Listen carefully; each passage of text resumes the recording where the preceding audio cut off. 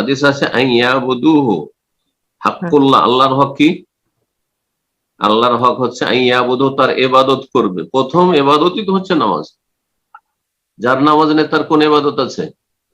একজন মানুষ এখনই যদি কলেমা পড়ে, তো কোন ইবাদতটি করতে বলবো তাকে? বলবো যে রোজা রাখো, বলবো তুমি জাকাত দাও, নামাজ করতে যাও আর উমরা যাও বলবো না? বলে এখন এই যে এশার সময় চলছে, এখন সৌদি আরবে তুমি কলমা পড়লে যাও, নামাজ পড়ে এসো। কথা বোঝা গেছে? তো ওই শর্তই তো তার নাই। যে বেনামাজি তার উপর শর্তই নাই, ইয়াবুদু, আল্লাহর হক আদায় করবে, তাহলে তো আল্লাহ আযাব দিবে না। আল্লাহর হক হচ্ছে তার ইবাদত করবে, তার সাথে শরীক করবে না। পজিটিভ আর নেগেটিভ। পজিটিভ হচ্ছে এক আল্লাহর ইবাদত করবে, আর প্রথম ইবাদতই হচ্ছে নামাজ। প্রথম ইবাদত হচ্ছে নামাজ। সুতরাং বেনামাজি জান্নাত পাবে না, বেনামাজি মুসলিম থাকে না।